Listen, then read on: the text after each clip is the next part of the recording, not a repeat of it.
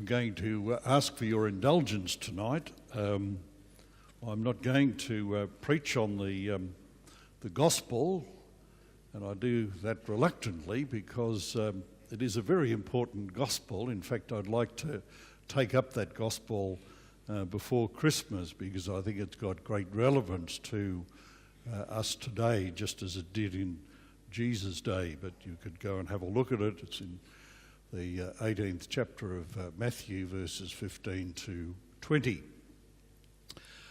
As some of you would be aware, I announced on at the parish meeting night on last Wednesday night that I will complete my term as Parish Priest at Resurrection on the 23rd of January next year. You might remember that I told you when introducing our stewardship renewal in May of this year that my time at Resurrection was coming to an end. And I explained to you the mechanics of that. When a priest turns 75, and I do on the 4th of January, he submits his resignation to the Archbishop, and then depending on the Archbishop, that priest can continue in ministry right up to his 80 years of age. I had no idea what my decision would be in May. In fact, I finally didn't decide till Monday morning of this week. And a couple of things influenced me.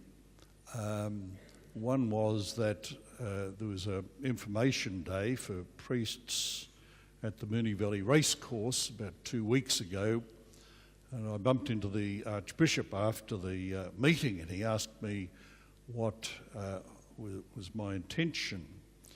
And I said that I was inclined towards retiring, but I wanted to go on my pilgrim walk this year and think about it. And he said, "When do you get back?" And I said, "Oh, the end of October." He said, "Oh, that's a bit late." And I can see his point, that if in fact he wants to make the move in January, November doesn't give the new priest much time to disengage from his parish and prepare emotionally to leave and to start again. That was the first thing. Second thing, I became aware of that the personnel board, that's the board that makes recommendations to the Archbishop, were meeting on Tuesday, that's last Tuesday, and there was a larger than usual number of parishes vacant. I think there were about 10 appointments to be made. And I started to worry. I thought that if I waited and I wanted to really think about what to do during my pilgrim walk, but I thought if I waited for that till I came back, the pool of possible priests might be somewhat limited. So I thought tactically that the best opportunity our parish had for attracting a good field of candidates for the position was that I submit my resignation to the Archbishop on Monday, so that at least is known at the Tuesday meeting, and that's then got to be in the overall mix. And so that's what I did, and I got an email back from the Archbishop on Tuesday to say that he has accepted my resignation, that yes, he accedes to my request to remain here till the 21st of January, when I complete 20 years as parish priest here, and I am appointed pastor emeritus, which sounds very sombre, doesn't it? Pastor Emeritus as of the 23rd of January. And a very difficult decision. I think you sense how much I love being a priest and love being here in the parish. It has been an honour to serve you, and it's not the time to be saying farewell now, and it's not like a death. But I am aware that a change of parish priests, a parish priest presents a crisis for a parish. Great, expectation and all of that. But as with any crisis, it provides an opportunity, and there are great opportunities here. So what can you do? Firstly, pray. Pray that the Holy Spirit will guide the personnel board to select the right person for our parish as the new parish priest. Pray that priest will build on anything that I've been able to do that's good, and pray that priest may be able to address any issue, any places where I haven't done well. That would be good, because what I want, of course, is for the parish to go better when I leave. I don't want it to go worse. I hope you miss me in your heart, but I want the parish to go well. And in my football days, there was always that rallying call that said that the team is always bigger than the individual, and the parish is bigger than any individual. But in presenting you with this, a time to perhaps look at your relationship to the parish. What is it that you are contributing to the reign of God here in the parish at Resurrection? An opportunity to, if you're not involved, to get involved.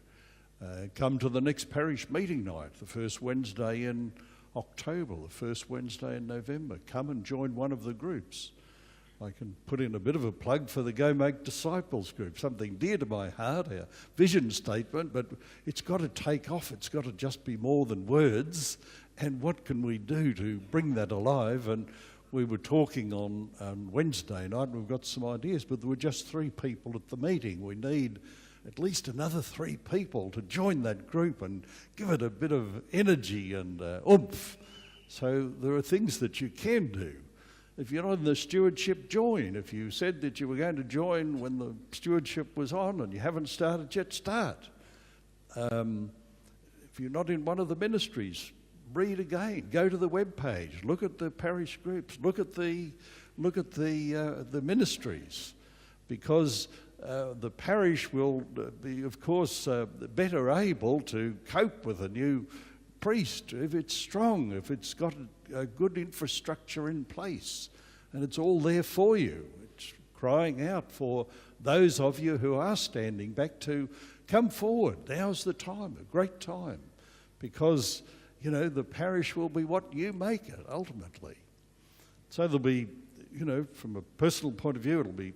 I'll be sad to leave and all of that, but I just figured this: what was the point of going on for another 12 months or 2 years for the sake of going on? There are many things that I'd like to do. I'm hearing about this walk to the shrine in Velankani in India, about 300 kilometres. I'd love to go and do that. I'd love to go and visit Sri Lanka again. And yeah, I'll get to the Philippines and Malta and all those places, I suppose. But there are many, many things that I want to do. And the point is that, at the moment I've got my health and my energy. What that will be in 2 years, I have no idea. So it seems to me that, the completion of 75 years, the 20 years in the parish, it just seems to me to be the right time. And I've just got a good feeling that the Archbishop's going to appoint a really, really good priest here. But anyway, I'm not saying goodbye tonight.